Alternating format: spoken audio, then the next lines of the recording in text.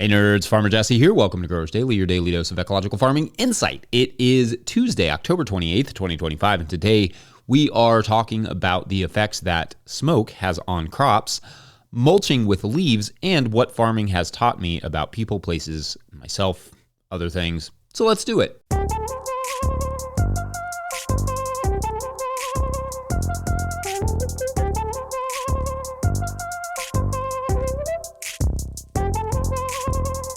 All right, everyone, welcome to Tilth Tuesday. Every Tuesday is brought to you by our friends at Tilth Soil, and it's officially pre-sale season for 2026. So check out tilthsoil.com. Farmers get a pretty sweet deal on potting mix for the next season. The link will be in the show notes.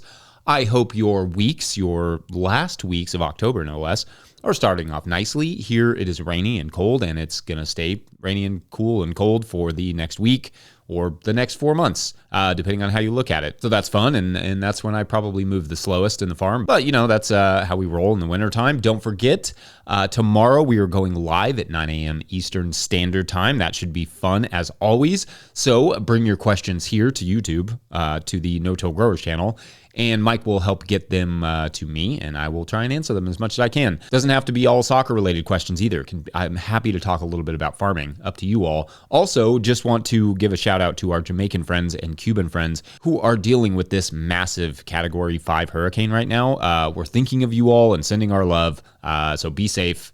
All right, today we are going to kick it off with another mulch segment, as we are kind of going to use the first segments on Mondays and Tuesdays for the next little while to sort of dive into each mulch and some general ideas around mulching, as well as some updated science on mulching in a bit of a series we're calling Mulch, probably. Anyway, today I thought we'd start with leaves and what they bring to the table, because at least for us here, we are headed headfirst, sometimes literally, as it should be, into leaf season. Shouts to leaf piles, which actually you should never really dive into headfirst. That's pretty dangerous. But anyway, I thought I would talk a bit more about how leaves can or possibly can't be used as a mulch, but also some of what the research says about mulching with leaves. First, it should be said that fall leaves are a great source of nutrients for the trees themselves, the trees that the leaves came from. So ideally, the leaves would just be left alone. But because people view dry leaves as ugly, with some HOAs even requiring that homeowners rake them to maintain a specific aesthetic, an aesthetic of hungry trees, I guess, and because there is an emphasis on full lawns over happy trees, leaves are often scooped up and sent off to the dump. Now, if you can intercept those leaves, obviously that's a score for you, because leaves are highly nutritious with some important caveats. Caveat one is that they have a high carbon to nitrogen ratio, meaning they are very heavily carbon with very little nitrogen, the ratio being somewhere around 50 to 1. So it's possible, especially when they are worked into the soil, that the leaves may lock up nitrogen a little bit more for a short while. So ideally, we are not working them into our soil, especially not right before we plant. Caveat number two is that leaves really should be shredded, otherwise they will easily blow away and won't easily break down. Shredding also makes them more readily accessible to soil microbes to decompose, thus releasing their nutrients more rapidly. We have an awesome neighbor who mows their leaves as they collect them, and that's an absolute just pile of gold for us, and we love them dearly for it. The leaves often contain a little bit of grass clippings, which, yes, can come with some weed seed, but also a little bit of nitrogen. In fact, if you are having to chop up your own leaves with a mower or something, do so on whatever tall green grass you have left, if you do have any, to get that nitrogen bonus. Like basically just pile the leaves on a grassy area and then mow them up and then rake them into a bag or however you're going to use them, so long as there's not a lot of, like weed seed heads in that grass. Nutritionally, leaves also bring some sulfur, potassium, and magnesium with a decent chunk of calcium as well, among other nutrients, depending on the tree. Now, leaves will do what most mulches do, which is keep the soil cool, keep the soil in place, feed the soil, retain moisture, all the things. They are relatively easy to spread, leaves, though again, they blow around easily, even to a certain extent when shredded. So it's if it's dry and windy, a mask might not be a bad idea. They have a tendency to get in your eyes too, so maybe also some glasses. This also means you have to put a slightly thicker layer of the leaf mulch down to ensure good weed suppression, and that you have to keep them away from any salad mixes. I've said this many times. Leaves love salad mixes, and getting leaves out of a salad mix is impossibly difficult. Moreover, even more so than other mulches, I find that leaves temper the soil a lot, meaning that they do not let the soil warm very much at all in the spring. This can be a challenge when it comes to planting summer crops into beds that were leaf mulched over the winter, for instance. So I generally recommend just letting the leaves chill all winter if you can in whatever pile you made, and then mulching those beds after they have been planted with those summer crops. The leaves will not have broken down very much over the winter just because leaves hate breaking down. This is part of what makes them a good mulch. This is also in part because of a high percentage of lignin material that only fungi can really break down, and fungi are somewhat slow. Leaves become a long-lasting carbon and then nitrogen source for plants. One multi-year study found that much of the organic carbon added to the soil through the leaves in this study was still present a year after the study was ended. So it's a quite long soil investment. Notably, leaves are not shown in the research to dramatically acidify the soil, as is often a concern. Needles may be a different story in that regard, but we will get to that on another mulch show. So I guess it's worth saying, albeit late, that in this show I'm talking about deciduous leaves and not needles and that sort of stuff. Anyway, not a ton of interesting tidbits there in the research on fresh leaf mulch, but with a few good notes in there. My take is, or my preference, I suppose, is to allow the leaves to decompose for a year in a pile before using the resulting leaf mold as a surface mulch for things like, annual crops like tomatoes and peppers, etc. But if there's no lettuce mix nearby, applying chopped leaves as a longer-term mulch for overwintering beds is good by me, or adding it and then adding some compost over top to kind of lock it in place, but also to, break it down. So you have a nice, rich planting service in the spring. All good by me. What say you all? What is your leaf mulch approach? Let me know. And otherwise, we're going to take a quick break. And when we come back, we'll talk smoke as a mulch. No, I'm just kidding. Just smoke. We're just going to talk about it. It's just like smoke, wildfire smoke. BRB. Hey, Jesse. This is Steven at Red Polo Farms here in Stanford, Kentucky. We're actually not too far up the road from you. We're right in the middle of a big project planting roughly 30,000 cloves. We have 28 different varieties of garlic, and we've got the BCS going, and we've got a long ways to go, so wish us luck. Today's episode is brought to you by Farmhand. Renewal season is here, and the work you put in now is what brings members back next year. Ari Memar, founder of Farmhand and a guest you've heard on this podcast, has worked with regenerative farmers to create a playbook that turns renewal season into a growth season. One farmer, Melanie at Shake Fork Community Farm, brought in $40,000 in renewals in just 2 weeks using this strategy. Now, Ari and Melanie are sharing the exact approach in a free live workshop and downloadable playbook. Watch on demand and get the playbook at farmhand.partners/no-till. That's farmhand.partners/no-till. All right, back to the show. If you, the listener or viewer, are enjoying this podcast, getting even a small amount of value from it, consider supporting our work over at patreon.com/no-till-growers. I will try to get to questions from everywhere that questions come in, but I will always get to your Patreon questions. Now, today's Patreon question comes to us from Patreon member Karen Mason, who writes, quote, "Just joined Patreon. Thank you. Here's my question. Does wildfire smoke affect plant growth? Here in northern Wisconsin, we had a lot of smoke this summer from the Canadian wildfires. I have spoken to a couple of other farmers, and their tomatoes and peppers seemed affected. I am a new farmer on new land this year, and specifically my dahlias have not yet bloomed. Usually by August they are blooming, and I am just starting to see buds now. I wasn't sure what to expect growing in a new place, but was terribly disappointed with my results. I was glad to hear the smoke theory as a possibility for the problem. What are your thoughts? The smoke was really bad for plants and people. So many fun outdoor summer activities were canceled in July because it just hurt to be outside breathing for so many people. Thanks," end quote. All right, this is a great and important question. And in fact, yes, smoke affects growth and farm workers and farmers markets and others in many, many ways. We talk about the importance of mitigating wildfires for the obvious safety reasons, right? Fire's dangerous, but rarely in terms of farm productivity, which is a shame because it is not an insignificant issue. Now, I won't be able to tell you if the dahlias were the result of the smoke or when you planted them or any soil management stuff or anything like that, really. But I can tell you some interesting things that I could find in the research that gives us an idea of how smoke affects plants and productivity. It should be said that wildfires and their duration are increasing according to a WHO study, which means more and more of us will be managing smoke as a force in years to come. As it pertains to plants, smoke's effects are quite complicated. In some cases, chemicals found in smoke can actually stimulate plant germination. That, of course, is good if it's a species you want and not so good if it's an invasive species. Smoke itself in the sky can be positive or negative for some plant growth, depending on the density of the smoke.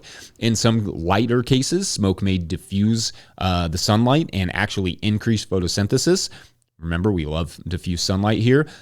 In more severe cases, however, smoke can reduce light and slow down photosynthesis. Anecdotally, at least, a few years ago when we had all that smoke pounding us from the Canadian wildfires in the spring, indeed all the way down here in Kentucky, we had one of the coolest, slowest springs I can remember, not to mention some of the hardest working conditions, but more on working conditions in a minute.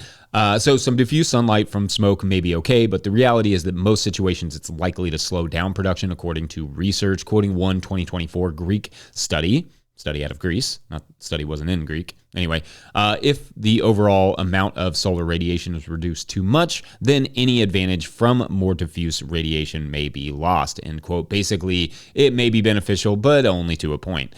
There's also evidence that some plants can absorb a percentage of nitrogen from the smoke of low-intensity fires at least, but it's not clear if that really relates to any crops we grow because, well, many wild plants evolved in ecosystems that were heavily fire-laden, so they adapted methods for managing that fire and, for instance, germinating when they sense smoke.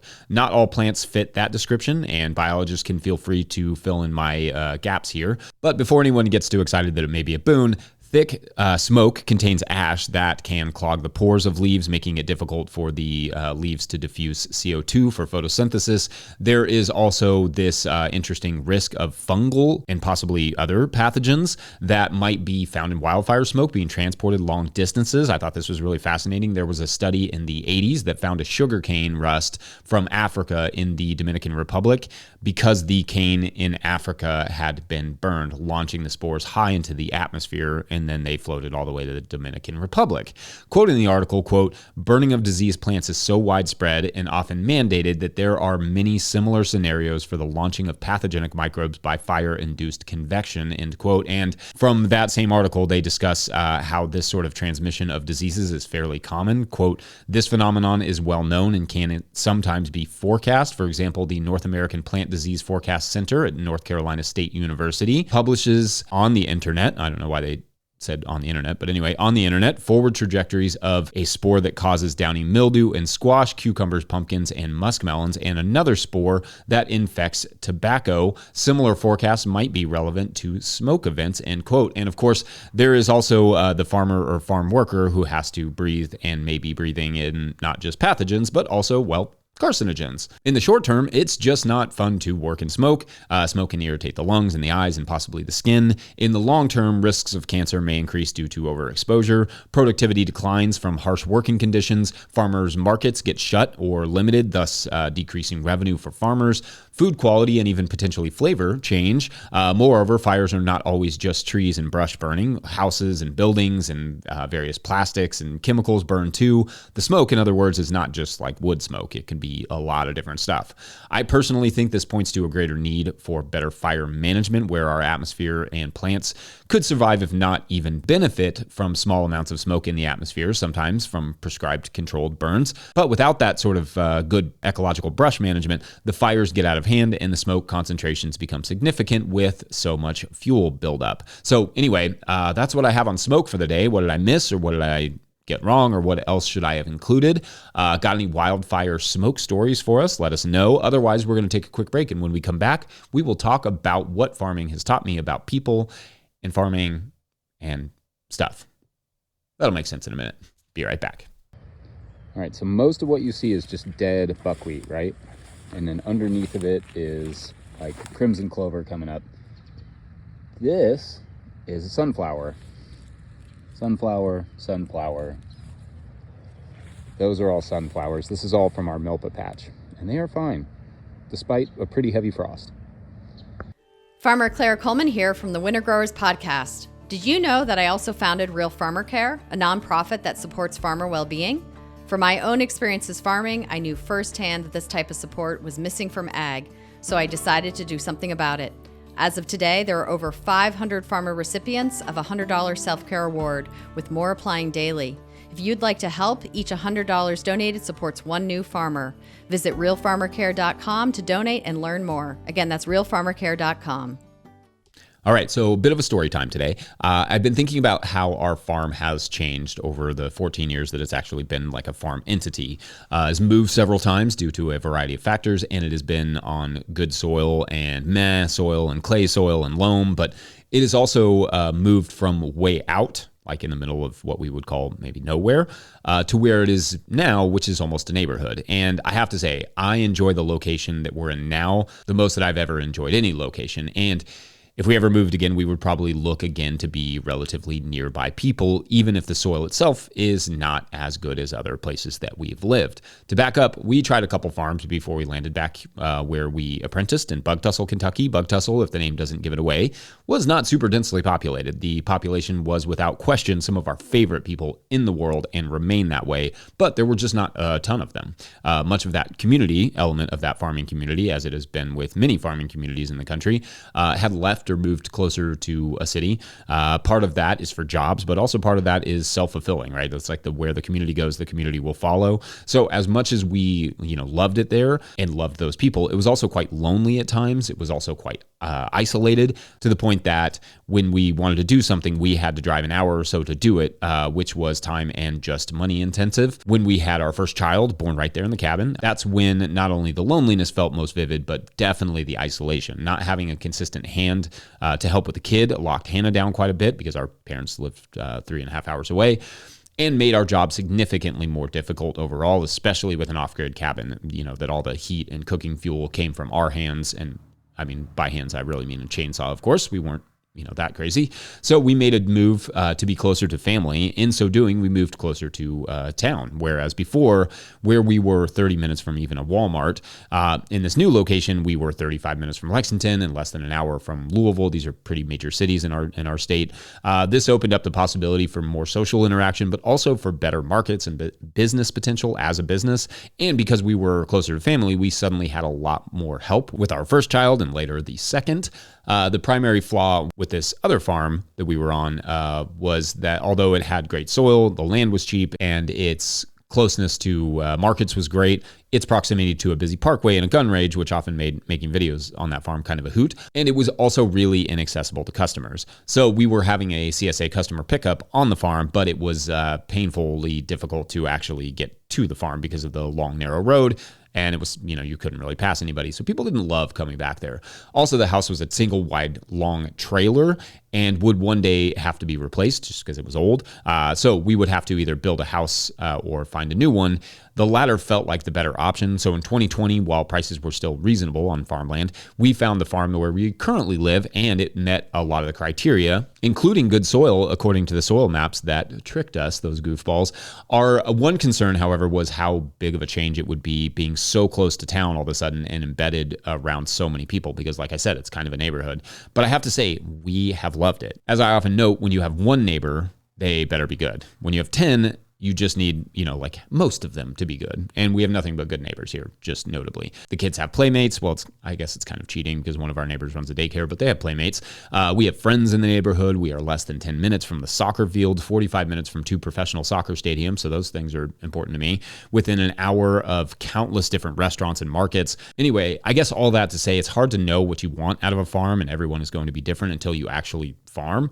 And to be sure, we wanted something different before we had kids versus after. When we were kid-free, we were happy to just spend our time working and chopping wood and foraging and, just exploring the woods and doing all the things. Now, however, we love the community that we found, and we love our proximity to it, and we love that our children, it's so easy for them to have friends around and play. I don't know that I have an overarching point to the story, except to say that what we thought of as a farm out in the middle of the countryside, several minutes drive from the nearest person, we found was not ultimately what we wanted for ourselves and our kids. For some, they will want the solitude and enjoy it when they find it. And for sure, there are times when I miss that. But also for other people like Hannah and myself, I think they will start farms and miss people. I think we as humans are pretty social creatures, and we like the protection and warmth of a community. Maybe that means creating that community, as we talked about with Mikey and Kez in that conversation last week, in the area wherever you farm, which I think is an awesome goal. Or maybe it just means taking slightly less farmland to be a part of an existing community or closer to a community.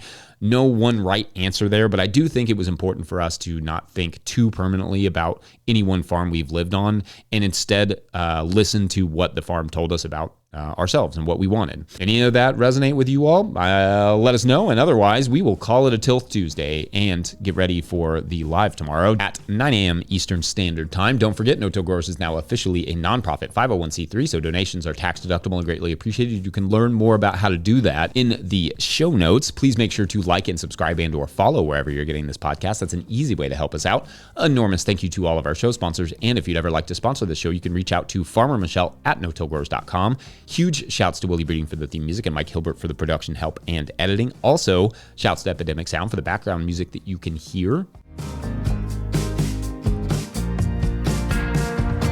Cheers to that. Pick up a hat or a copy of my book, The Living Soil Handbook. I just realized I'm wearing my FC Cincinnati hat, so here we go. Got a couple new ones that will be on the site soon. You can pick those up or a copy of my book, The Living Soil Handbook, at notillgrowers.com. Big thank you to everyone over at patreon.com/notillgrowers, where at a certain level, or if you just bump up from one level to another, or you sign up at all in the month of October, you got a few days left, you get a shout out on the show. So big shout outs today to, Tuesdays have been a curse on our Patreon signups. No new ones today.